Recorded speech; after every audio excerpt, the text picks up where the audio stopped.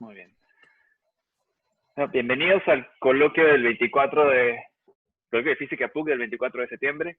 Y hoy estamos contentos de tener a Patricio, el doctor Patricio Becerra. Patricio estudió el bachillerato en física en la PUC y después la maestría y el doctorado los estudió por ciencias planetarias en la Universidad de Arizona, en Estados Unidos. Actualmente Patricio es postdoc, investigador postdoctoral en el Planetary Imaging Group de la Universidad de Berna, en Suiza. Es miembro de los equipos de ciencia y de operaciones de las cámaras HiRISE a bordo del Mars Reconnaissance Orbiter de la NASA y CASIS, del ExoMars Trace Gas Orbiter de la ESA, y ambos están actualmente en órbita alrededor de Marte. En enero de este año, Patricio organizó la séptima International Conference on Mars Polar Science and Exploration en Ushuaia, en Tierra del Fuego, Argentina. Y esta ha sido la primera vez que esta conferencia ha sido realizada en el hemisferio sur. Entonces, hoy tenemos a Patricio hablándonos de su trabajo sobre los hielos de Marte y su registro climático. Gracias, Patricio. Muchas gracias, Mauricio. Y bueno, gracias por invitarme. Voy a hablar un poco de el trabajo que he hecho a lo largo de mi carrera de ciencias planetarias, digamos, un poco algo del trabajo de lo que voy a hablar lo hice durante el doctorado, luego un poco después. Básicamente voy a hablar del tema que motiva mi investigación. La primera mitad de la charla va a ser no muy técnica para nada, y la segunda mitad va a de repente tener algunas cositas un poco técnicas, pero en realidad no muy complicadas. Y nada, espero que les interese. Bueno, entonces el título de la charla es Los hielos de Marte y su registro climático.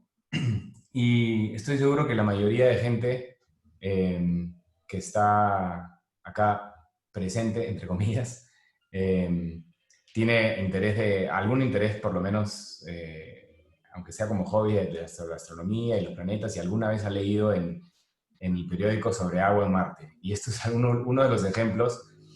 De la izquierda me parece que es El Comercio, de ahí el centro son algunos periódicos de Argentina y ahí también algunos periódicos de España, sobre todos los diferentes links a lo largo de los años que dicen que se ha encontrado en Marte o que no se ha encontrado en Marte. Y uno interesante es este de aquí de la derecha, en donde en el mismo año, solo con un mes de separación, hay un artículo que dice agua líquida en Marte y el siguiente artículo dice no se ha encontrado agua en Marte. Entonces hay un montón digamos que las noticias, los medios tradicionales, a veces sacan esas cosas de contexto, pero la verdad es que Marte en verdad está repleto de agua, tiene un montón de agua. Lo que pasa es que la mayoría de esta agua está en estado sólido, en forma de hielo superficial y subterráneo. Entonces hoy día vamos a hablar un poco de eso, les voy a contar un poco de cómo hacemos para investigar el hielo de Marte. Y las preguntas de las que voy a tratar las tienen aquí. Para empezar, ¿cómo sabemos que hay hielo en Marte? ¿Cómo investigamos Marte? ¿Dónde está el hielo marciano? Y voy a hablar un buen rato, digamos que la mayor parte de la charla, sobre qué consiste el registro climático del hielo de Marte y cómo hacemos para investigarlo y qué significa, por qué es importante. Y finalmente, si es que nos da el tiempo, voy a hablar un poquito de la posibilidad de que exista agua líquida en Marte y cuál es el futuro de los planes futuros de la exploración de Marte que tienen las diferentes agencias espaciales. Y a lo largo de la charla voy a hablar, como mencioné, de investigaciones mías, pero también de varios grupos en diversas universidades y centros de investigación en el mundo. Y bueno, como dije, incluyendo los míos, ¿no? Incluyendo mi investigación y la de mi grupo aquí en la universidad. Bueno, para los que no están familiarizados con Marte, este slide tiene un poco de generalidades sobre Marte comparado con la Tierra. Ahí mismo ustedes los pueden leer, algunos de estos datos ustedes me imagino que los saben casi de memoria, sobre todo los de la Tierra. Y aquí en verde y en rojo tengo los datos más importantes que me parece contrastar. En verde tengo los datos de Marte que son más parecidos al de la Tierra. El día de Marte, por ejemplo, es prácticamente igual al de la Tierra, con 24 horas y 37 minutos. Y la oblicuidad, es decir, el ángulo que forma el eje de rotación del planeta con la eclíptica, si asumimos que el Sol está acá, es de 25 grados, que es muy parecido al de la Tierra, que es de poco menos de 24 grados. Y en rojo he puesto los datos más diferentes, más bien, y que son más importantes también para los temas de los que vamos a hablar en esta charla. La presión superficial media de Marte es de 6 milibar, o 0.06 atmósferas, que es igual a 0.6% de la presión de la Tierra. Entonces, si bien muchos hemos visto fotos de Marte desde la superficie y se ve un cielo con atmósfera, a veces nubes, etc., la presión es muchísimo más baja que la de la Tierra, la presión atmosférica. La composición atmosférica también es muy diferente, el 95% de dióxido de carbono y menos del 0.01% de agua. Y esto causa que se formen hielos estacionales, al igual que tenemos hielos estacionales en la Tierra. La diferencia es que el hielo estacional de la Tierra es agua y el hielo estacional de Marte es dióxido de carbono. Bien. Entonces, desde un punto de vista científico, Marte, la verdad, nos tiene mucho que ofrecer. En este slide quiero dar más o menos un poco de las razones por las cuales estudiamos este planeta. Para la geología y la geofísica es importante y es interesante estudiarlo porque tiene casi todos los procesos geomorfológicos y geofísicos que tiene la Tierra, excepto la tectónica de placas. Y además ha sido capaz de preservar superficies de todas las etapas de su historia, lo cual es justamente por la tectónica de placas muy difícil en la Tierra. Entonces, las superficies más antiguas de la Tierra, hay algunas en Australia, pero son el área superficial es muy limitada y no llega al inicio de la historia del planeta, mientras que en Marte esto sí es posible, ¿no? Y para la climatología es interesante por las similitudes en la dinámica de la atmósfera de ambos planetas, con celdas de circulación, y porque además el clima marciano es simple. Entonces, desde este punto de vista, Marte puede servir como un laboratorio de escala planetaria para investigar las causas, digamos, compartidas de los planetas, por ejemplo, el cambio climático, ¿no? ¿Y a qué me refiero con que el clima marciano es simple? Es que no tiene tectónica de placas, como mencioné, y por lo tanto el ciclo de carbono no es como existe en la Tierra. No tiene océanos, no tiene vida, y por lo tanto no tiene emisiones antrópicas. Y como mencioné también, el clima marciano, al igual que el terrestre, está en un estado de constante cambio. Por lo tanto, podemos utilizar estas dos cosas combinadas para poder investigar causas fundamentales del cambio climático planetario. Entonces, en esta charla voy a hablar un poco sobre los cambios climáticos de Marte que han quedado grabados en los depósitos de hielo.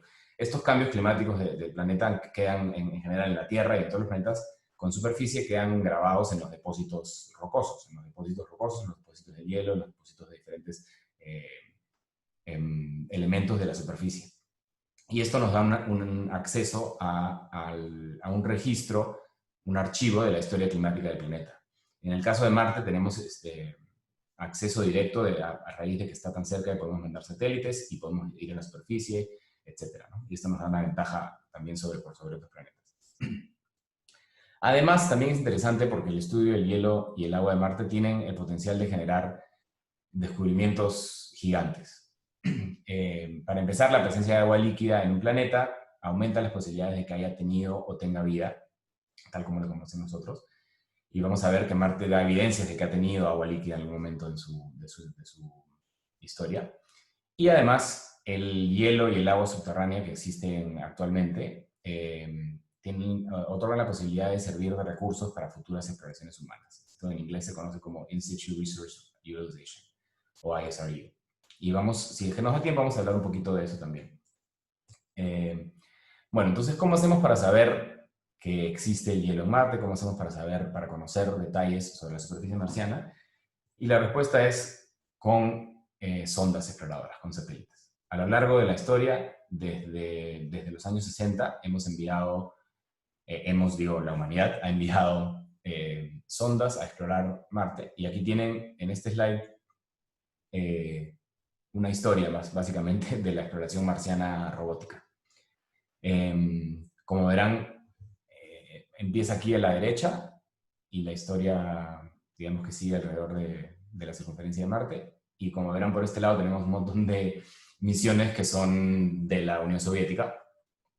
Y algunas de estas, como verán, aquí he seleccionado muchas de las cuales fallaron y no fueron exitosas, como pueden ver aquí, y algunas en verde he puesto las que sí fueron exitosas y las que fueron parcialmente exitosas en amarillo, y aquí en los checks más grandes verdes he resaltado las misiones que están en operación actualmente. Yo principalmente trabajo con los datos de la misión ExoMars TGO, que tiene una cámara que se llama CASIS y la cual la operamos aquí desde la Universidad de Berna. Y también trabajo mucho y trabajé durante mi doctorado y aún con el Mars Reconnaissance Orbiter, que tiene a la cámara HiRISE, que es la cámara de más alta resolución que hemos enviado a otro planeta. De hecho, durante un tiempo tenía mejor resolución o teníamos mejor resolución con esta cámara que las mejores resoluciones satelitales, de fotos satelitales de la Tierra. Ahora ya no, porque tenemos mejores cámaras ahora en la Tierra, pero en un momento, cuando se envió esta cámara, era de ese nivel, ¿no? Y vamos a ver algunas de esas fotos. Entonces, estas sondas o satélites que hemos ido mandando a Marte nos permiten adquirir una gran cantidad de datos, no solamente imágenes, pero obviamente las más espectaculares, las que capturan más la imaginación del público, siempre son las imágenes. Y aquí tenemos una vista que es una de mis vistas favoritas de Marte y que me parece que está incluso en el artículo de Wikipedia de Marte, que es una vista del planeta entero con el cañón de Valles Marineris en primer plano. Y esta foto fue tomada por el orbitador Viking en los años 70. Y estas primeras vistas nos empezaron a dar a entender la escala de algunos procesos y formaciones, como por ejemplo este cañón de Valles Marineris, que aquí lo pueden ver comparado con la costa del Perú. Entonces es un cañón que tiene más o menos casi el doble de longitud de toda la costa peruana, ¿no? Entonces es una formación geológica que es realmente inmensa, ¿no? Además de esto, Marte tiene los volcanes más grandes del sistema solar. Aquí pueden ver los 3 volcanes de Tarsis, y aquí no se ve el monte más alto del sistema solar, que es Olympus Mons, que está un poco detrás del horizonte aquí, y que es más o menos del tamaño de la mitad del Perú, ¿no? Entonces, esto nos dio una idea más o menos de la escala, pero también de la similitud de los procesos geológicos de Marte. Y también empezamos a enviar sondas de la superficie. A la superficie. Esta foto fue tomada por el aterrizador de la sonda Viking 1, que es la misma, esa sonda que mostré en el slide anterior, tuvo un satélite y además un aterrizador que es el cual vemos aquí. Y bueno, con el tiempo va mejorando las imágenes, va mejorando los datos, y observamos que Marte en realidad fue un planeta extremadamente dinámico y que muestra mucha evidencia de que el agua líquida existió en su superficie en el pasado. Aquí a la izquierda tenemos una formación geológica que se conoce como paleodelta, y que es, básicamente el nombre lo describe, es la reliquia, digamos, de una delta, de una formación delta de un río.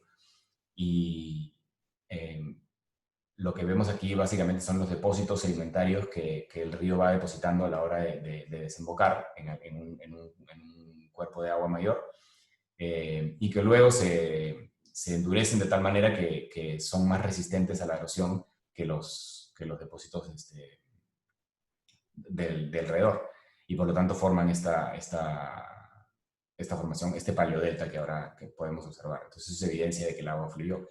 También este tipo de secuencias sedimentarias rítmicas que podemos observar aquí son muy parecidas a las secuencias sedimentarias que vemos en la Tierra, por ejemplo, en el Gran Cañón, en el Cañón del Colca, incluso en algunos sitios vemos estas secuencias sedimentarias simplemente por causas artificiales, porque, no sé, se corta el cerro para que pase una carretera o algo y podemos tener detalle de estas secuencias sedimentarias. Y esto indica que ha habido una evolución climática, que ha habido, en muchos casos podemos encontrar aquí evidencia de que ha habido también agua líquida en base a los elementos que encontramos ahí. Y en este caso, aquí abajo, también tenemos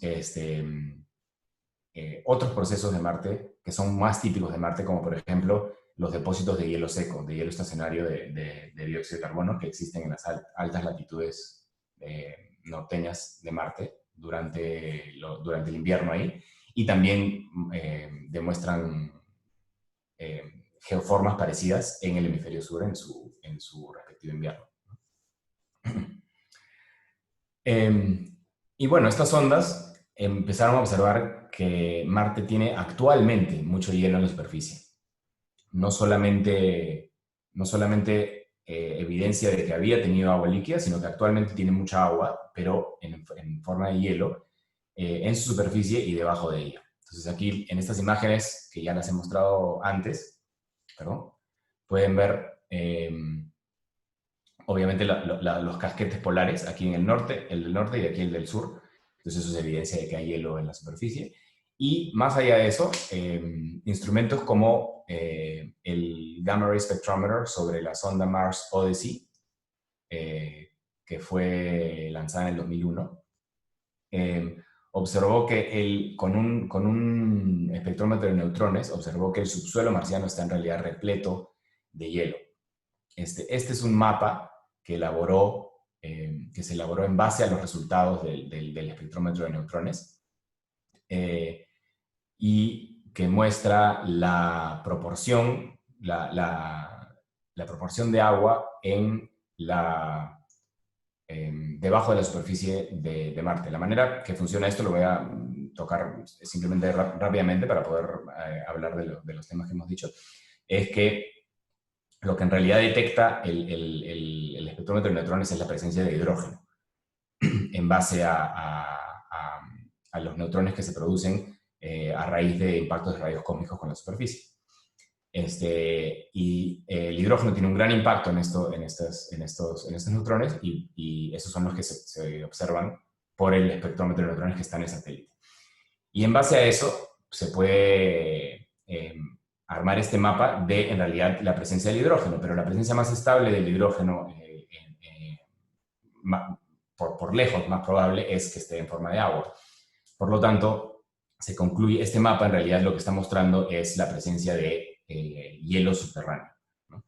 Y podemos ver aquí que obviamente el hielo sabemos que lo podemos observar en los casquetes polares, y vemos cómo hay grandes partes de la superficie marciana que tienen hielo debajo de ella, ¿no? Aquí en el hemisferio norte y también en el hemisferio sur. Y luego, esta existencia de este hielo fue corroborada además con imágenes y con diferentes ondas que aterrizaron en la superficie. Por ejemplo, aquí primero vemos la observación, esta es de la cámara HiRISE, que observa un cráter que se formó durante el tiempo de vida de la misión.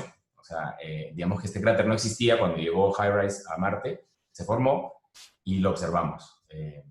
Tomamos una foto a la misma zona, a una zona de la cual ya teníamos imágenes, y observamos que había un cráter. Y este cráter, en esta zona del norte, que es aquí, dejó ver el hielo del subsuelo, ¿no? Este hielo luego, volvimos a tomar fotos a esta misma zona, y vimos que este hielo se había sublimado. Pero, de todas formas, porque claro, no es estable en la superficie, pero de todas formas fue evidencia de que hay hielo en esta zona, ¿no? Y de este tipo de cráteres hay muchísimos ejemplos, ¿no? Este es uno de los ejemplos. Luego, la sonda Phoenix aterrizó en este punto de aquí, en las latitudes altas de Marte. Estas son unas planicies que existen aquí. Y también observó hielo. Esta es una foto que tomó Felix debajo de sí mismo. Y esta tiene una anécdota un poco graciosa porque lo que sucedió fue que Phoenix había ido a buscar hielo y al excavar un poco, primero no encontró hielo y luego decidieron tomar una foto debajo de sí mismo y vieron que la sonda, a la hora de aterrizar, los retrocohetes habían volado bastante polvo y tierra y dejaron ver el hielo del subsuelo, ¿no? Y aquí mismo también, este hielo, como se darán cuenta, está muy cerca a la superficie, ¿no? Y lo que tenemos aquí es una mezcla de hielo prácticamente puro y también de hielo, lo que se llama en inglés pore filling ice, hielo que llena los poros de la Tierra, del material del regolith, se conoce, que es básicamente la Tierra del planeta. También, por otros argumentos geomorfológicos, pues sabemos que existe hielo en estas latitudes, como por ejemplo estas formaciones que recuerdan mucho al flujo glacial de glaciares en la Tierra. Esto lo hemos corroborado también luego con radar, voy a hablar un poco de eso luego, y aquí también tenemos otra imagen que nos recuerda este tipo de flujo glacial. Aquí tenemos dos imágenes más, una de high rise aquí, arriba, y esta de acá abajo es de Cassis, de formaciones también de glaciares, reliquias de glaciares de marcianos, ¿no? Aquí podemos ver, incluso podemos intuir una dirección de flujo del glaciar. En este caso podemos ver este tipo de formación se llama concentric crater fill, porque básicamente son cráteres que se han llenado de hielo y que luego el hielo al fluir ha formado estas estriaciones. Tanto aquí como en este otro glaciar, del cual también podemos intuir una dirección de flujo. Pero bueno, la verdad es que al igual que en la Tierra, la mayor cantidad de hielo de Marte sí está en las capas polares. Estas capas polares de Marte son básicamente domos que tienen kilómetros de grosor, cuyo volumen conjunto es comparable al de la capa polar norte terrestre, que es Groenlandia. Recuerden que Marte es mucho más pequeño que la Tierra, entonces sumando el volumen del hielo en ambos casquetes polares, norte y sur, se obtiene un volumen parecido al de Groenlandia, al de la segunda capa segunda en cuanto a tamaño de hielo terrestre, ¿no? Aquí a la derecha, y esto lo voy a explicar un ratito porque van a ver, a lo largo de la charla van a ver estos dos mapas bastante, y son básicamente mapas topográficos de la superficie. Y estos mapas se consiguen con una técnica que se llama altimetría láser, que básicamente lo que hace es ilumina un láser hacia la superficie y mide el tiempo que se demora en retornar la señal, ¿no? Es un instrumento activo, y con ese tiempo se puede entonces saber las diferentes elevaciones de la superficie y formamos un mapa topográfico como el que ven aquí. Entonces este es el mapa topográfico del norte, como lo pueden ver, y ese es el del casquete polar sur. Entonces el casquete polar sur en realidad es todo esto que ven aquí, ¿no? Y que más o menos se mezcla un poco más con el terreno de alrededor que en el caso del casquete polar del norte, donde los márgenes son un poquito más definidos, ¿no? Estos números que ven aquí simplemente están en negativo porque se miden con respecto a la elevación promedio de la esfera de Marte, ¿no? Entonces, en el norte, el casquete polar norte, el hemisferio norte de Marte, está en una elevación muchísimo más baja que el hemisferio sur. Y bueno, este hielo polar está dividido en capas o estratos. Entonces aquí tenemos una imagen del casquete polar norte, y estas formaciones en espiral que ven aquí son en realidad de cañones, digamos, que nos permiten observar el interior de la capa polar, por suerte. Y aquí pueden ver que justamente podemos observar la exposición de estos estratos polares por los cuales está formado, de los cuales está formado la capa polar. Esta imagen es desde el margen de la capa polar, y aquí pueden ver los diferentes estratos. Esta zona de aquí tiene no es muy empinada, tiene un ángulo de más o menos 10 grados, más o menos, y aquí sí tienen un margen mucho más empinado, esto es mucho más vertical. Incluso no sé si llegan a ver, pero aquí hay un par de avalanchas que llegamos a observar que suceden, o sea, las capturamos, son muy frecuentes en esta zona del planeta, y por suerte las capturamos con la cámara, con HiRISE, ¿no? Y aquí se ven incluso más de una, ¿no? Aquí hay una, dos, tres, y hay otra más en el resto de la imagen que no estoy mostrando aquí. Y, en fin, todos estos espirales, estos cañones de espiral nos dan esta visión de Marte, nos permiten observar los estratos, ¿no? Y a raíz de que sabemos que están formados de esta manera, perdón, aquí tengo una imagen para que vean un poco más con detalle. Este es un zoom de esta zona de aquí, y ven cómo es que cambia no solamente el color, sino también la morfología un poco de cada una de las capas, ¿no? Entonces, las capas tienen en realidad características físicas diferenciadas entre ellas. Y por esta razón se llaman en inglés se llaman polar layer deposits en inglés, y tenemos el North Polar Layer Deposits, el South Polar Layer Deposits en el sur. Y entonces básicamente las conocemos a las capas polares como NPLD o SPLD, y por el resto de la charla me voy a referir a ellas como eso.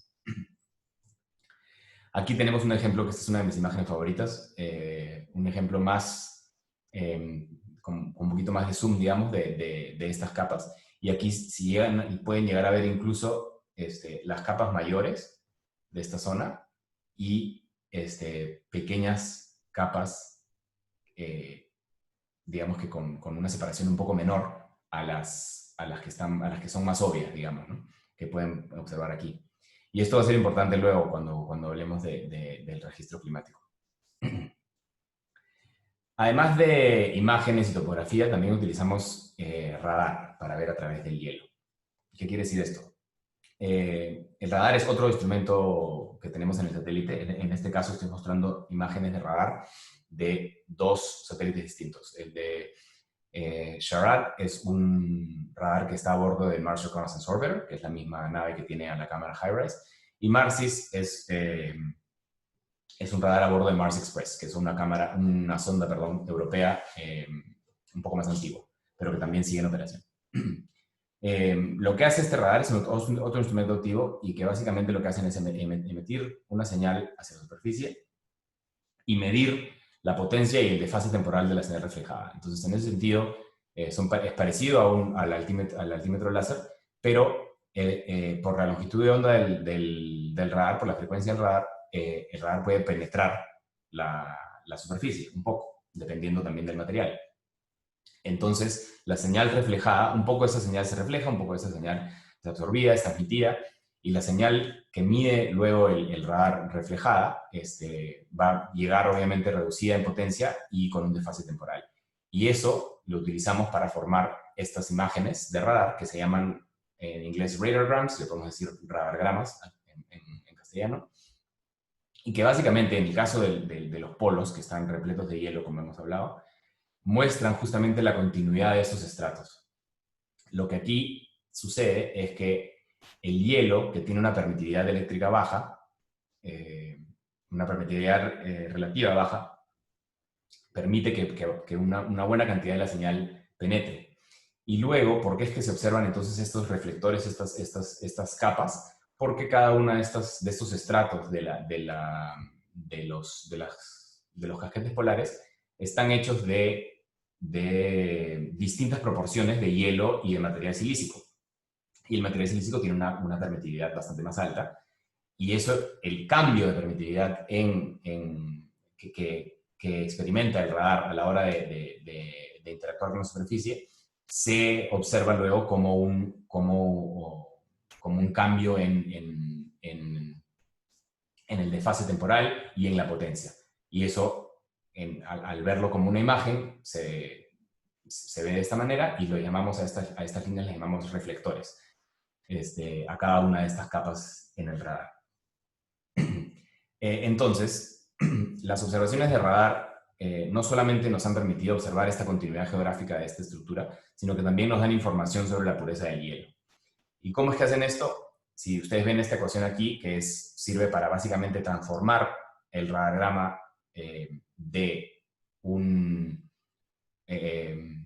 imagen en la cual el eje Y, digamos, o el eje Z, es a diferencia del tiempo en el que llegan las diferentes señales al detector, esto lo podemos transformar en una diferencia de altitud, una diferencia de distancia, que es justamente lo que tenemos aquí.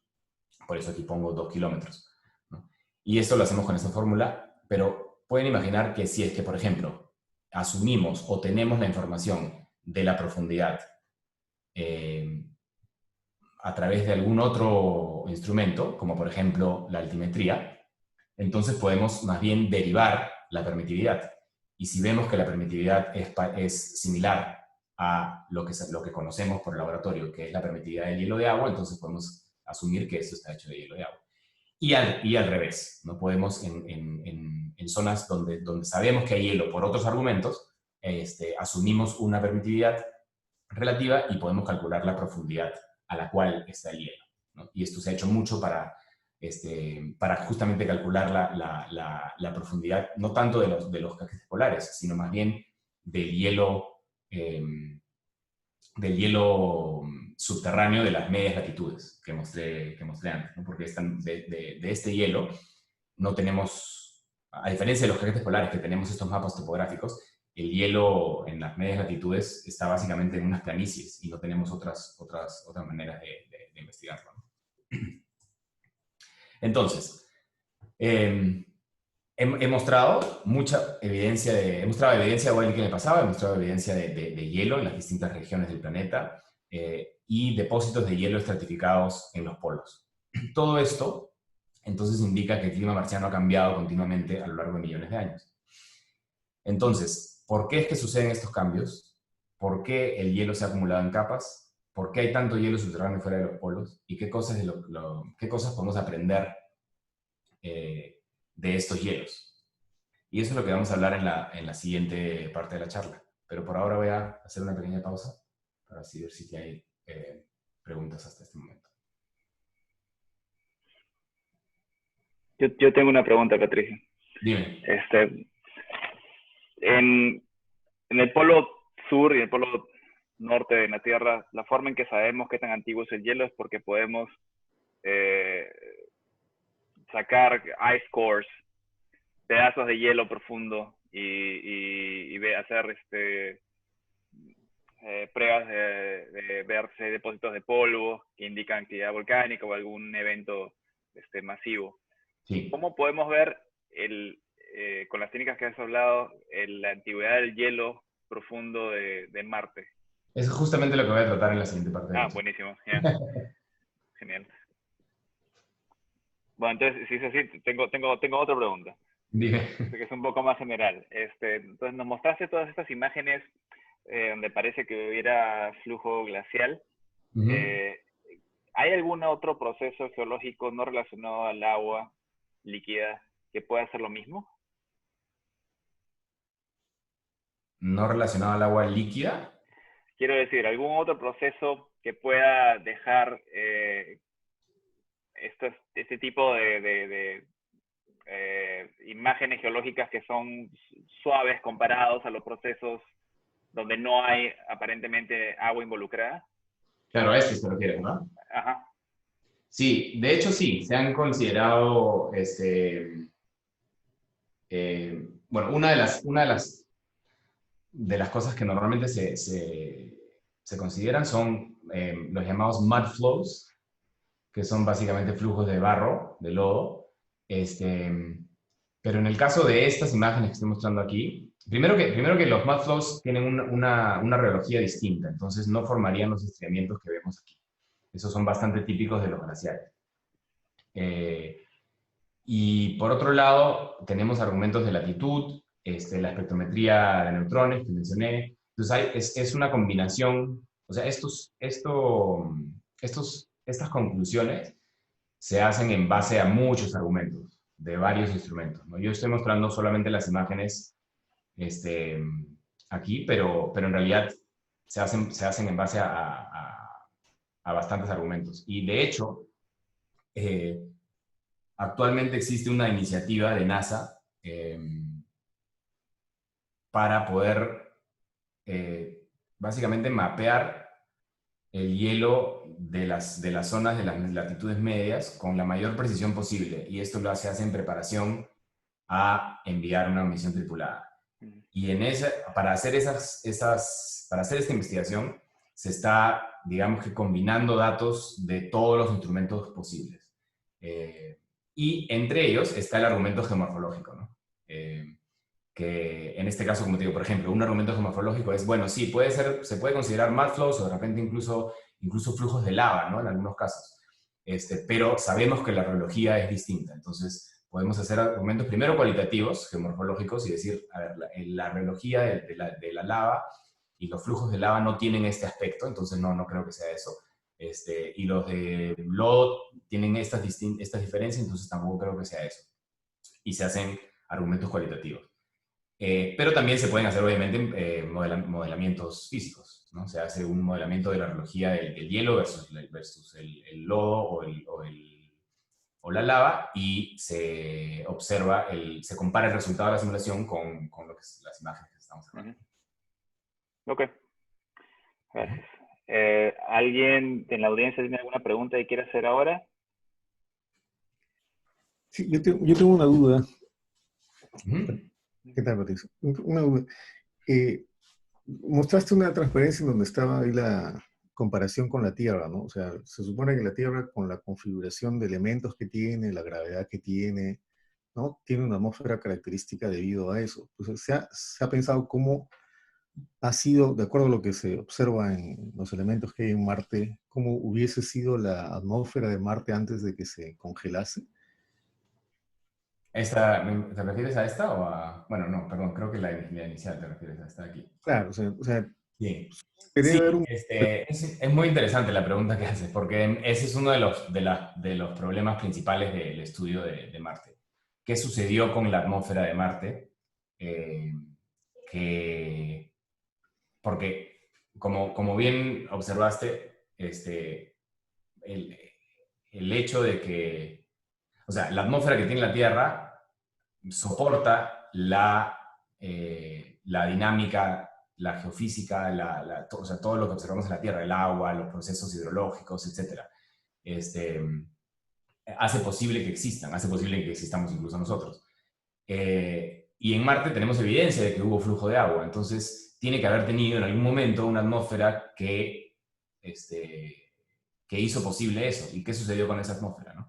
Y en realidad es un problema que no está totalmente solucionado. Se cree, o sea, hay muchas teorías, hay digamos que diferentes líneas de investigación a raíz de eso, pero lo que se cree que sucedió es que Marte, por el tamaño menor que tiene a la Tierra, tiene menos gravedad y esa gravedad, esa menor gravedad le hizo que sea más difícil que mantenga los elementos más pesados que necesitaba para poder desarrollar esa atmósfera. Y por mucho tiempo, ¿no? Y entonces esa atmósfera se fue perdiendo de esta manera. Además, Marte no tiene un campo magnético como el que tiene la Tierra, que nos protege de los vientos solares, etc. Entonces este viento solar literalmente habría arrasado con la atmósfera marciana y nos deja con el planeta que observamos hoy.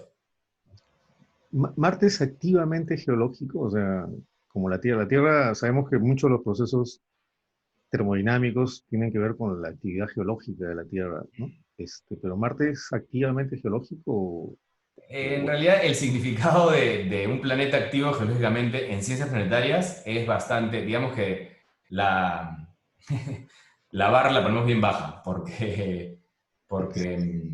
este, Y en un, realidad Marte, en cuanto a comparación de la mayoría de planetas que observamos, es un planeta extremadamente activo. En ya. comparación con la Tierra, es un planeta muerto. Claro, Eh, no, sí, porque una vez llegó una noticia de que detectaron un temblor en Marte, ¿no? O sea, Sí, justamente ahora está la sonda InSight que está tratando de detectar justamente movimientos sísmicos. ya. Hasta ahora no ha habido una confirmación de que han sido movimientos sísmicos similares a la Tierra. Ha detectado un montón de actividad sísmica a raíz de impactos de cráteres, ¿no? Que son más frecuentes en Marte que en la Tierra a raíz de nuestra atmósfera. Eh, pero en cuanto a tu pregunta, Marte no tiene tectónica de placas, entonces no tiene procesos geofísicos, los procesos geofísicos que pensamos inmediatamente que estás, sobre los cuales estás preguntando, no los tiene, pero definitivamente ha tenido, a lo largo de su historia, volcanismo. No lo tiene actualmente, pero tuvo mucho, mucho volcanismo, por eso es que se forman estos volcanes gigantes de los cuales he hablado. Es más, el hecho de que los volcanes en Marte lleguen a ese tamaño justamente tiene que ver con el hecho de que no tenga tectónica de placas, ¿no? Porque, por ejemplo, uno de los volcanes, el volcán en realidad más grande de la Tierra, si es que se mide desde la base del volcán mismo y no de la base y no del nivel del mar, es Mauna Kea, en Hawái. Y ese volcán, es imposible que llegue el volcán Olympus Mons en Marte, tiene 27 kilómetros de altura, ¿no? Es imposible que el volcán en Hawái haya llegado a ese tamaño porque las placas tectónicas se mueven y al moverse forman justamente el archipiélago de Hawái. Forman diferentes islas que son en realidad diferentes volcanes porque las tectónicas, las placas se mueven por encima de lo que se llama como un hotspot, que es donde se emite la lava, etc. Y no permite que se acumule la lava en un mismo sitio. Mientras que en Marte no sucede esta tectónica de placas y cuando había suficiente calor para que haya volcanismo, simplemente hubo volcanismo y se fue acumulando y se fue acumulando y se fue acumulando cuando había un hotspot se formaban los volcanes que observamos. Entonces, sí tiene procesos geofísicos, sí ha tenido a lo largo de su historia. Ahora no tiene procesos como los que acabo de mencionar, pero tiene muchos procesos geomorfológicos, digamos. El viento en Marte causa dunas que son activas, hay avalanchas, como acabo de mostrar, el hielo mismo causa diferentes formaciones en la superficie que las cuales hemos observado varían con el tiempo, ¿no? En solo 10 años de misión hemos visto que la superficie de Marte ha cambiado mucho. Pero obviamente esta palabra ha cambiado mucho, es relativo, ¿no? En comparación con la Tierra no ha cambiado nada, está exactamente igual a lo que era hace 200, 300 mil años, ¿no? Ok, gracias. Okay. Si hay más preguntas, dejémoslas para el final y creo que ahora Patricia puede seguir con la siguiente parte de tu charla. Ok. Bien. Entonces, nos quedamos con estas preguntas. ¿Por qué suceden estos cambios? ¿Por qué el hielo se acumula en capas? ¿Por qué hay tanto hielo subterráneo en los polos? Y la presencia de capas o estratos uniformes de hielo justamente nos cuenta esta historia de cambio climático. A la vez, la presencia de hielo en las medias latitudes también hace lo mismo. ¿Por qué suceden estos cambios? ¿Por qué suceden estos movimientos del hielo? Las variaciones en el eje de rotación de Marte causan cambios en la iluminación solar de la superficie o la insolación. Y esto lleva a cambios climáticos. Estos cambios climáticos luego causan cambios en la distribución geográfica de hielo sobre la superficie. Y en esta imagen estoy mostrando más o menos lo que es esto. Cuando Marte tiene oblicuidad alta, como por ejemplo 45 grados, la temperatura media anual de los polos es más alta que, por ejemplo, las latitudes medias. Como por ejemplo, como podemos ver aquí, imaginemos que el Sol está donde lo tengo aquí, ¿no? Entonces eso causa que el hielo sea estable en las latitudes medias y hay una migración de hielo desde donde haya estado hacia esas latitudes medias. Y cuando luego tiene oblicuidad baja, más bien los polos son los más estables para el hielo, y el hielo se transporta hacia esa zona a lo largo de años, de miles de años, ¿no? En este gráfico estoy mostrando el cambio de la oblicuidad de Marte a lo largo de la historia. Tenemos tiempo o edad en millones de años, el presente aquí y 20 millones de años del pasado acá. Y esta es la variación de la oblicuidad que ha sufrido la oblicuidad de Marte a lo largo de la historia. Para comparación, no tengo el gráfico aquí, el de la Tierra, pero la Tierra no se movería más o menos de esta banda de entre 19 y 25 grados. Y la razón de esto es que estos cambios en la oblicuidad son causados por la influencia de Júpiter, principalmente, que es la mayor masa del sistema solar, aparte del Sol. Marte, a diferencia de la Tierra, no tiene una luna grande, como nosotros tenemos, que estabiliza un poco el sistema y que mueve, digamos, el centro de masa de tal manera que este cambio de la oblicuidad no es tan drástico, ¿no? Entonces, este cambio de oblicuidad se traduce en un cambio en la insolación, y que, como pueden ver aquí, sigue muy cercamente la evolución de la oblicuidad, ¿no? Y estos cambios de la insolación luego se traducen, como he explicado aquí, en cambios en la distribución del hielo y la distribución de polvo, y ocasionan distintos episodios de acumulación y ablación de material en los PLD. Y esto es lo que forma justamente los estratos. Esto se conoce como forzamiento climático astronómico en general, y en la Tierra se conoce como ciclos de Milankovitch, porque fue Milankovitch el que descubrió esta conexión entre la evolución de los parámetros astronómicos del planeta y el clima, y los depósitos geológicos que mantienen un registro del cambio de clima, ¿no? Entonces, si pudiésemos conectar episodios específicos de subidas o bajadas de insolación con estratos específicos, básicamente podemos leer este registro climático que da Marte. Aquí ven este mismo gráfico de la insolación versus tiempo, y aquí lo he volteado. Aquí el eje Y es el tiempo y el eje X es el flujo o la insolación. Y entonces la idea es tratar de conectar estos diferentes episodios en las subidas y bajadas de la insolación con diferentes estratos, ¿no? Ese es básicamente lo que consiste, poder leer el registro climático del planeta. Y como bien dijo Mauricio, esto en la Tierra se hace sacando justamente ice cores o núcleos de hielo de las diferentes, de las capas polares, de Groenlandia, de Antártida, de las capas de Islandia, etc. Y así podemos ver la evolución del clima en estos lugares. Pero obviamente en Marte no tenemos la posibilidad de hacer esto. Pero tenemos estos cañones y estas zonas de las capas polares que nos permiten observar el interior. Entonces, ¿cómo es que hacemos esta comparación? ¿Cómo tratamos de buscar estas señales? De correlacionar la insolación con las señales estratigráficas, que es como se conoce.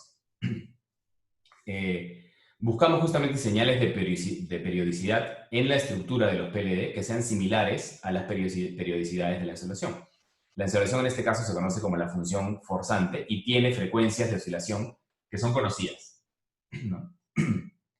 Entonces lo que tratamos de buscar es ver si es que la frecuencia de variación de las propiedades físicas de las capas se parecen a las frecuencias de oscilación de la insolación del planeta. Entonces aquí, por ejemplo, lo que estoy mostrando es esta misma función, simplemente con una transformada de Fourier se puede observar las principales frecuencias de oscilación. Esta es la insolación de Marte por los últimos 5 millones de años. Y aquí ven las frecuencias principales que forzan esto, que son el periodo de la precesión del argumento de perihelio de Marte, que tiene un periodo de 51.000 años, y el periodo de oscilación de la oblicuidad, que es el cual ya mencioné, que tiene un periodo un periodo principal de variación de 120.000 años. Entonces, como la estructura de los PLD es también periódica, justamente lo que queremos hacer es buscar características físicas en estas capas y luego relacionarlas con las características físicas con las características de oscilación de la insolación del planeta. Ahora, ¿cómo estas periodicidades, estos cambios en las propiedades físicas cíclicos de la estratigrafía, que es justamente los estratos de los PLD, pueden variar con la profundidad, o con la profundidad estratigráfica me refiero, o sea, con básicamente lo que estamos observando aquí, ¿no? Acá vemos la elevación, el cambio de elevación en el cañón, digamos, que nos permite observar esto. Como pueden cambiar con esta profundidad, utilizamos un método de análisis que no solamente descompone la señal en sus frecuencias principales, como hace el análisis de Fourier, sino que además muestra cómo estos varían con el tiempo. En el caso de este ejemplo que pongo aquí, tenemos la insolación. Entonces, efectivamente, el tiempo en este caso es el tiempo. Cuando veamos el ejemplo de las señales estratigráficas, veremos que el representante del tiempo es justamente la profundidad, ¿no? Mientras es una ley geológica, digamos, mientras más profundo, más antiguo. Entonces aquí tenemos un ejemplo de la técnica de la que estoy hablando, que se llama Wavelet Analysis. Entonces, básicamente es una técnica muy parecida al análisis de Fourier, pero que no solamente muestra las frecuencias principales, sino que también muestra cómo es que varían las frecuencias principales con el tiempo. Entonces aquí tenemos, así como aquí tenemos el espectro de Fourier de la insolación, aquí tenemos el espectro de Wavelet de la insolación. Entonces en este caso tenemos el periodo en el eje Y, el tiempo en el eje X y la potencia espectral de Fourier en el eje Z, digamos, ¿no? Los colores rojos son de mayor potencia que los colores más azules. Y así como aquí vemos el periodo de 51.000 años y aquí vemos el de 120.000, aquí también vemos lo mismo. 120.000 años tenemos alta potencia y en 51.000 años también. Entonces vemos, y es más, aquí lo que estoy mostrando aquí es simplemente el promedio temporal de esto, y como vemos se parece mucho a la transforma de Fourier, al espectro de Fourier, mejor dicho. Entonces, acá es importante recordar que el ratio de estos periodos es de 2.35. ¿Por qué? Vamos a ver en el siguiente slide, justamente. Si aplicamos esto a estas columnas unidimensionales de los PLD, o sea, básicamente aquí en este mapa topográfico estoy mostrando muchas de las localidades de las cuales tenemos este nivel de estas imágenes que nos muestran el interior de la capa. Y de las cuales además hemos podido hacer mapas topográficos. Esto también es un mapa topográfico, pero de muy alta resolución, ¿no? Entonces podemos observar las capas. Y esto podemos traducirlo para poder hacer básicamente lo que se podría conocer como un núcleo de hielo virtual, o un Virtual Ice Core. Lo que hacemos es básicamente analizar, mapear un cambio en la propiedad física de cada una de estas capas con la profundidad.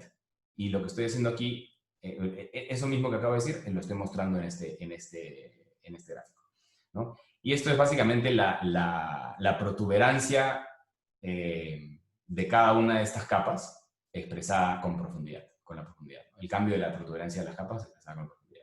Y eso nos está dando algo de información sobre el material del cual puede estar hecha la capa. Podemos asumir, por ejemplo, que una capa que tenga mayor proporción de polvo sea más resistente que una capa que tenga menor proporción, ¿no? Que sea solo hielo. Entonces, aplicamos esta transformada este wavelet análisis y podemos ver que tenemos también oscilaciones cíclicas obviamente en este caso, de distancia. O sea, las propiedades de estas capas se repiten cada cierta profundidad. Y las principales frecuencias, o en este caso les llaman longitudes de onda, que encontramos son de 16 y de 33 metros. Y eso da un ratio de 2.06 más o menos 0.5. Lo cual es más o menos cercano al ratio de 2.35 entre estos periodos principales de la oblicuidad, de la insolación, mejor dicho. Entonces, esto nos dice que existe este forzamiento astronómico, ¿no? Si bien las longitudes de onda que encontré en todas estas localidades no son las mismas, los ratios se mantienen similares. Entonces eso significa que existe forzamiento astronómico. Sin embargo, también significa, ya que las longitudes de onda no son las mismas, significa que se ha acumulado el hielo heterogéneamente, ¿no? En cuanto al espacio tridimensional, digamos, ¿no? Geográficamente. A raíz de estas periodicidades estratigráficas, lo podemos comparar entonces con los periodos de insolación y eso nos da una tasa de acumulación de material. Y esto va a la pregunta que hacía Mauricio. Entonces, con estas tasas de acumulación, comparamos 16 metros con 50.000 años y nos da una tasa de acumulación de material de 0.3 milímetros por año. Al igual con 33 metros hacemos lo mismo. Entonces, en todas estas localidades, las periodicidades de estas 16 localidades que medimos resultan en tasas de acumulación de entre 0.2 y 0.7 milímetros al año. Y esto da un promedio, en general, las 16 localidades tienen un promedio de 0.5 milímetros por año una vez que lo calculamos. Pero si queremos calcular edades, que es lo que preguntaba Mauricio, necesitamos asumir que sabemos la edad de alguno de estos puntos. Necesitamos saber la edad de alguna de estas capas con absoluta seguridad. O sea, necesitamos saber la edad absoluta, no la edad relativa. Y esto es difícil, ¿no? La única manera en que podemos hacerlo por ahora es con registro de cráteres de impacto. Mientras más cráteres tenga una superficie, más antigua es, ¿no? Y según el registro de la superficie del Polo Norte, es menor de 1500 años. Lo cual, con las escalas que estamos hablando, es prácticamente equivalente a asumir que está acumulando actualmente, ¿no? O sea, edad cero, básicamente. Y si asumimos eso y tomamos en cuenta las tasas de acumulación de 0.5 milímetros por año, entonces llegamos a que en este lugar, por ejemplo, esta columna que mostré antes, este perfil, tiene 500 metros de profundidad. O sea, esta zona de aquí, entre la superficie y la base de este cañón, hay 500 metros. O sea, estamos viendo 500 metros dentro de la capa polar. Y esos 500 metros se traducen con esa tasa de acumulación a 1 millón de años. O sea, tienen una edad de 1 millón de años. Y si esa suposición de acumulación actual es correcta, y la extrapolamos a toda la capa polar norte, llegamos a la conclusión de que la acumulación del NPLD se inició hace 4 millones de años y que continúa hoy, ¿no? Entonces, obviamente, esto no es el nivel de exactitud y de precisión que se tiene en la Tierra, pero es una manera con la cual podemos averiguar las edades y empezar a observar el registro climático del planeta. Y esto además, esto no voy a entrar en detalle sobre esto, pero corrobora las edades estimadas por modelos térmicos de acumulación de hielo. Estos modelos térmicos utilizan información sobre la atmósfera, crean un modelo de circulación atmosférica del planeta y ven cómo sería la evolución del hielo, ¿no? de la evolución de las capas polares. Y estos llegan a la conclusión también de que se inició esta acumulación hace 4 millones de años. En el caso del sur, volvemos a encontrar ratios cercanos a 2.3, pero con tasas de acumulación promedio que están agrupadas geográficamente. Estoy ya pasando bastante del tiempo, entonces voy a ir avanzando un poquito más rápido. Pero básicamente la idea principal de este slide es que hemos llegado a la misma conclusión que con el norte, que son las mismas oscilaciones que fuerzan el clima que causó la acumulación de la capa polar sur, pero con tasas de acumulación distintas, ¿no? Si es que la acumulación de material fuese constante, como hemos asumido que es en el norte, lo cual no necesariamente es correcto, hemos llegado a la conclusión de que el sur tiene una edad entre 10 y 30 millones de años, más o menos. Perdón, no una edad, tiene un rango de tiempo de acumulación. Es decir, se demoró entre 10 y 30 millones de años en acumular. Sin embargo, esto no es la edad, porque la edad, como mencioné en el slide anterior, requiere saber la edad absoluta de una de estas capas, ¿no? Y en el sur esto es muchísimo más difícil incluso. La edad superficial de la capa polar sur es demasiado incierta, De hecho, las últimas estimaciones la ponen entre 10 y 200 millones de años, lo cual querría decir que la edad de acumulación del SPLD sería entre 20 y 230 millones de años. Entonces, la incertidumbre obviamente aquí es altísima, ¿no? Entonces, tiene más valor saber simplemente que efectivamente existe este forzamiento climático y cuánto más o menos se ha demorado la capa en acumularse, ¿no? Eso es lo que tiene más valor científico, digamos, aquí, dada la incertidumbre alta de la edad, ¿no? Y bien, ya estoy llegando en realidad casi al final. Si bien estas investigaciones refuerzan la teoría de forzamiento climático de los casquetes polares de Marte, e incluso estiman su edad, las incertidumbres son muy grandes, como he dicho, y no hemos podido aún conectar un estrato específico con un punto o evento específico en el tiempo. Y esto es parte de lo que estoy tratando de hacer ahora. Como es usual, hay mucho más trabajo para hacer. Uno de los siguientes pasos es tratar de correlacionar los estratos que se exponen en las imágenes, que los vemos expuestos en los cañones, con los que observamos en el radar. Las escalas en este caso son muy distintas, ¿no? En el caso de las imágenes vemos que los estratos tienen grosor, cada estrato, el mínimo es de medio metro, mientras que, ¿por qué? Porque la cámara nos permite esa resolución, mientras que en el radar, la resolución del radar es de 18 metros, entonces, perdón, de 10 metros, lo cual quiere decir que estos reflectores que vemos, para poder nosotros distinguirlo, tienen que tener un grosor más o menos de 20 metros, ¿no? Entonces estamos viendo los cambios los cambios de material, cambio de una capa con mayor proporción de polvo a una con menor proporción de polvo, pero en bloques muy grandes, ¿no? de 20 metros, por ejemplo, de espesor. Y esto es importante, correlacionar estas dos cosas es importante porque justamente el radar nos da una idea del contenido de polvo de cada capa. Y esa es la cantidad a la cual lo cual nos interesa más tener. Porque justamente este tipo es la composición de las capas, la cual nos va a decir cómo puede haber sido el clima en el momento en que se formó esa capa, ¿no? Si es que hubo, por ejemplo, una edad del hielo, si es que hubo un periodo de volcanismo muy activo que incluso depositó mucho material volcánico en las capas de hielo, etc. Y otro paso importante es además caracterizar en el laboratorio la respuesta de radar de mezclas de hielo con agua, de hielo de agua con distintos materiales que simulan el polvo marciano. Acá no voy a entrar en mucho detalle porque se nos está acabando el tiempo, pero es una de las actividades de las cuales estoy involucrado actualmente, que es medir en el laboratorio la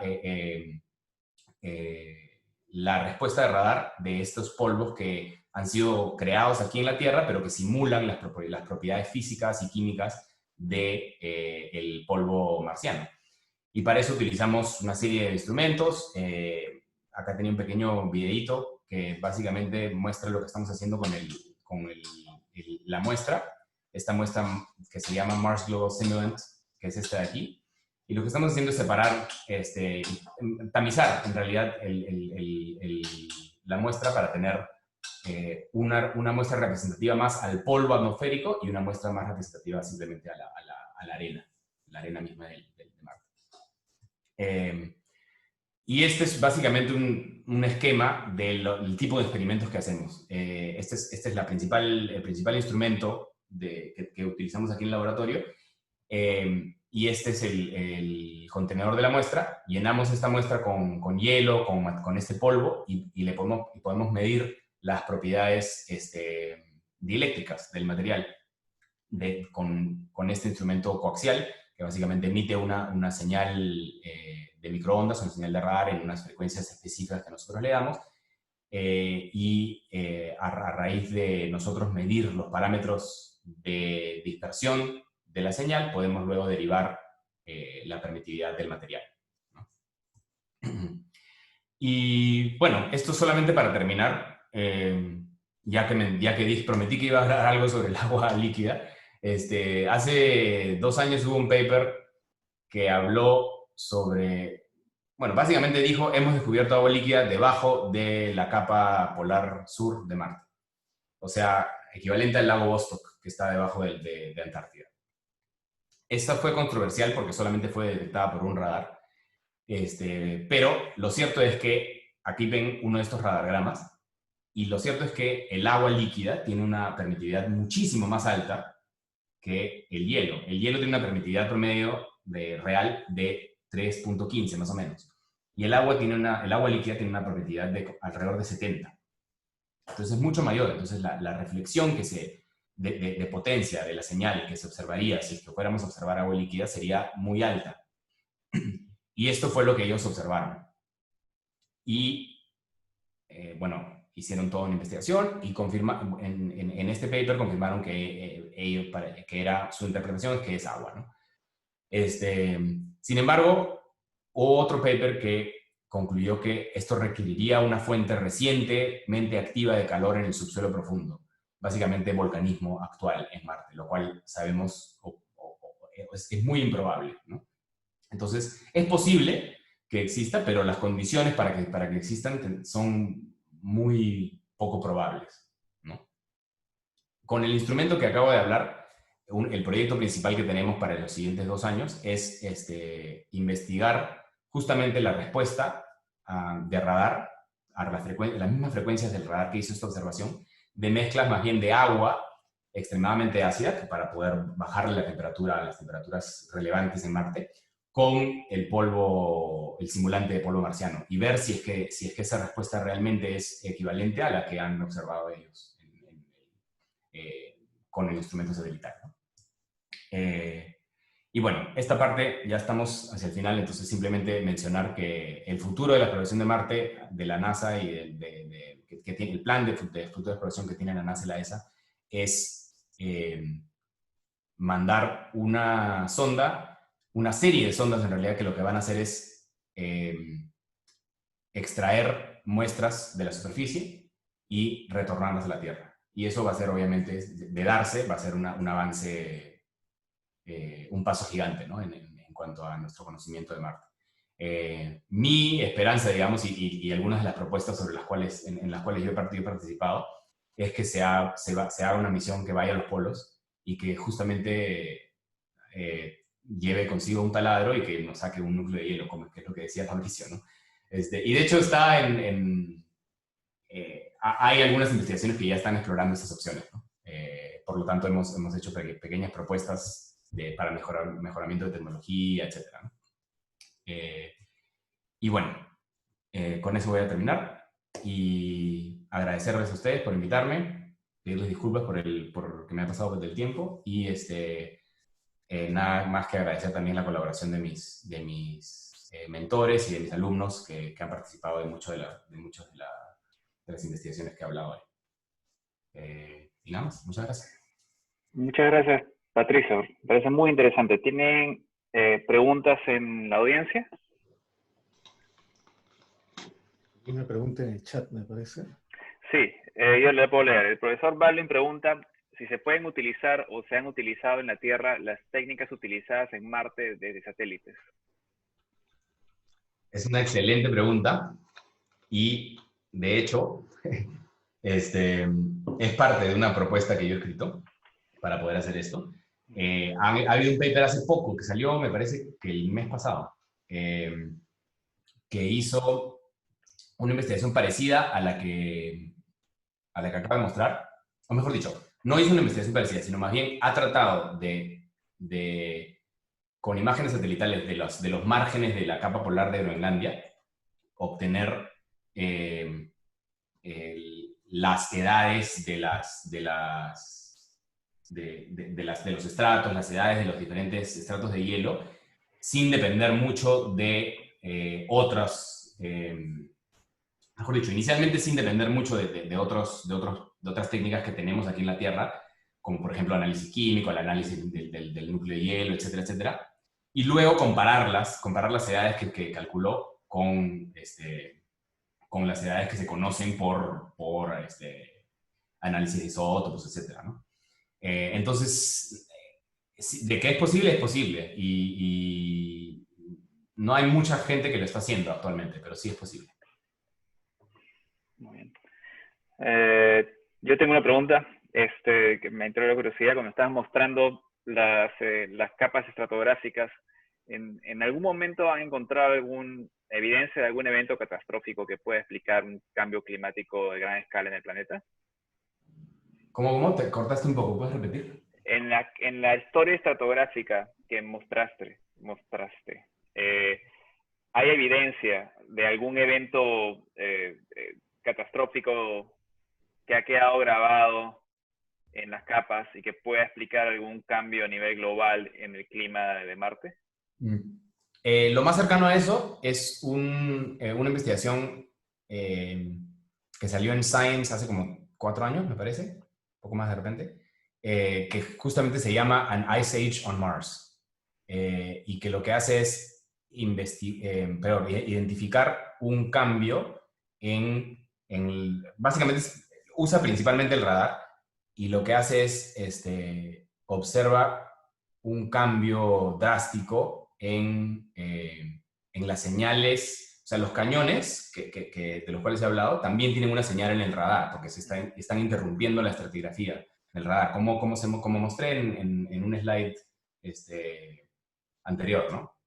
Aquí, por ejemplo, puedes ver esto de aquí, es uno de los cañones, aquí también se ve otro, ¿no? Y lo que observó fue un cambio en el slope del cañón, y que era uniforme a través de toda la capa polar norte.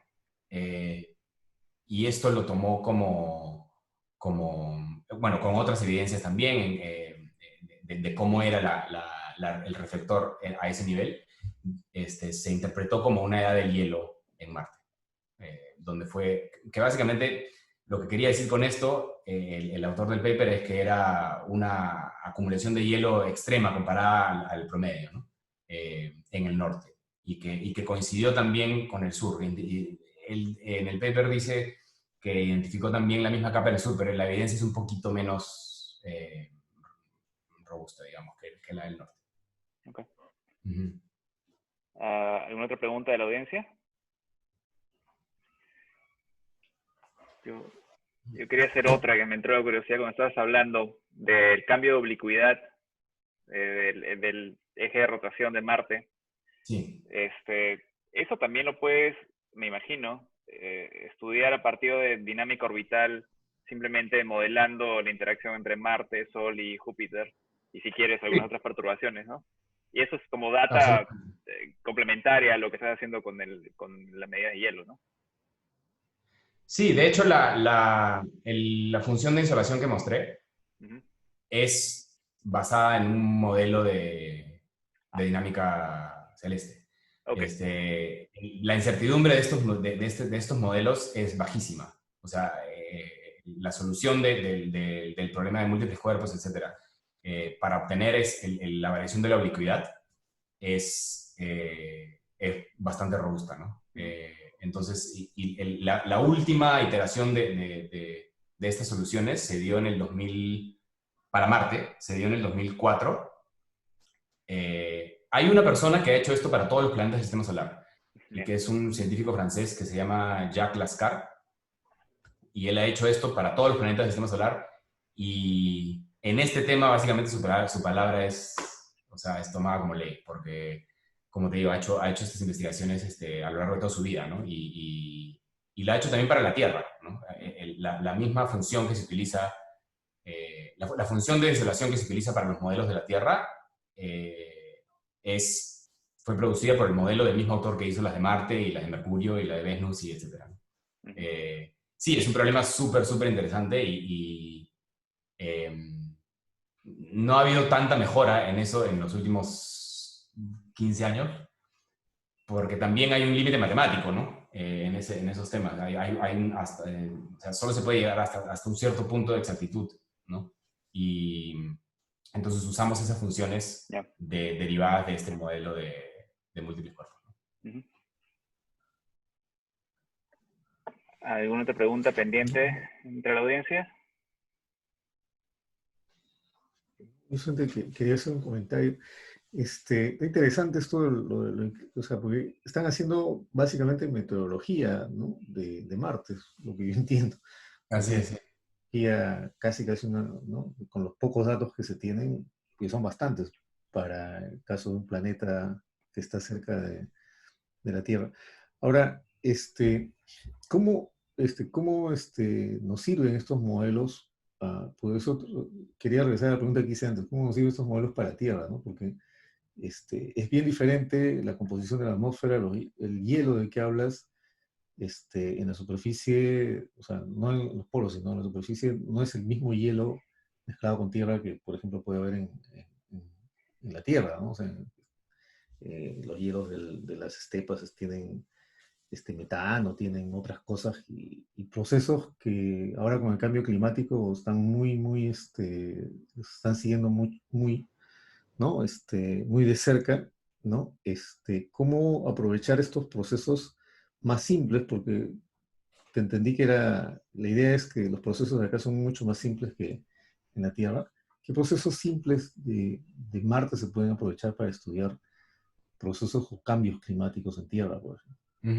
Sí, esa pregunta es bastante importante porque, bueno, aparte de la importancia de estudiar el cambio climático en la Tierra, que digamos, voy a decir que es obvia, aparte de esa importancia, en cuanto a la importancia a hacer el argumento de que estudiar Marte es importante, se necesita tener eso en cuenta, ¿no? Y los procesos en realidad que podemos observar en Marte, los procesos simples que me refiero es, en Marte nos es mucho más fácil, en teoría debería ser, si tuviéramos todas las herramientas que tenemos en la Tierra, en Marte es mucho más fácil observar el forzamiento climático, el forzamiento astronómico, por ejemplo, ¿no? Que sabemos que se da en la Tierra, que sabemos que se da en todos los planetas en realidad, ¿no?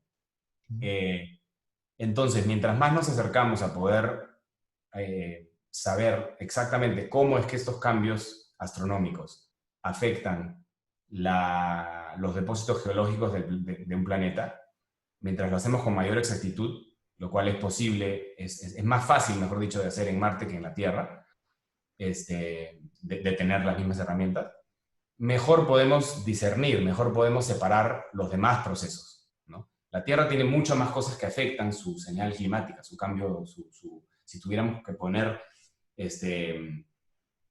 bueno, hay miles de diferentes gráficos que justamente están, como dice bien Hernán,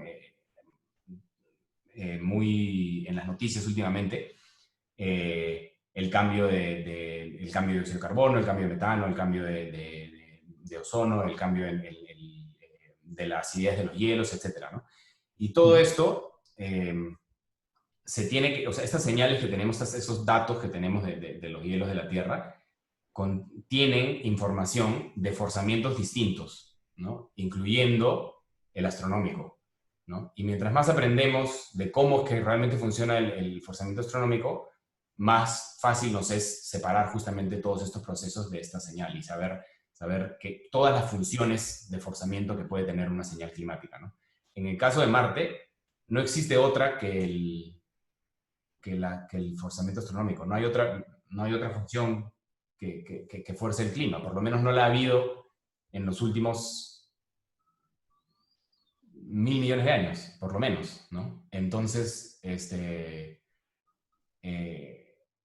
en teoría, todos estos cambios climáticos que observamos grabados en la geología solamente son afectados por esa función, ¿no? Y las otras cosas que lo afectan, porque como podemos observar, como he dado, creo, evidencia en esta charla, no es realmente tan simple como lo he hecho sonar.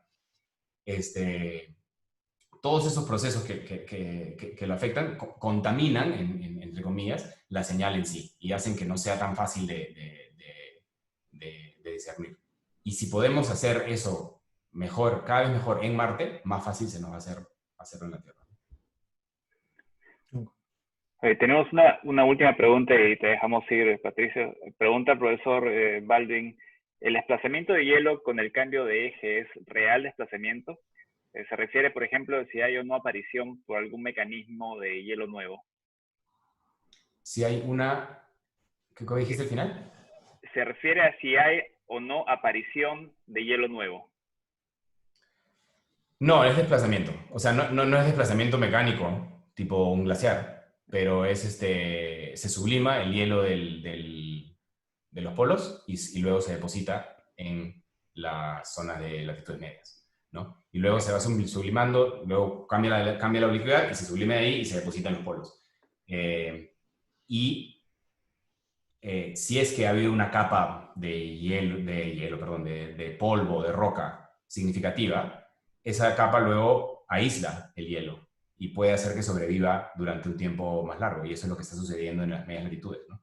Tenemos mucho hielo subterráneo que si fuera expuesto sería, o sea, no es estable para nada, ¿no? Y si fuera expuesto se sublimaría rápidamente. Pero existe ahí por tener esta capa de silicatos encima, ¿no? Listo. Bueno, gracias otra vez, Patricio. Muy interesante todo lo que nos has contado. Y a todos los de la audiencia, muchas gracias por acompañarnos. Quiero recordarles que la próxima semana tenemos el coloquio de Pedro Amao de la sección Física PUC, que nos va a hablar de algo completamente distinto, es sobre álgebras de Clifford y sus aplicaciones a la mecánica cuántica. Como siempre, jueves a las 2:30, los esperamos aquí. Gracias nuevamente, Patricio, gracias a todos en la audiencia y estén al tanto de cuando subamos el video en unas horas a YouTube para volver a verlo. Saludos a todos. Muchas gracias a todos. Chao. Gracias a ti. Chao, chao.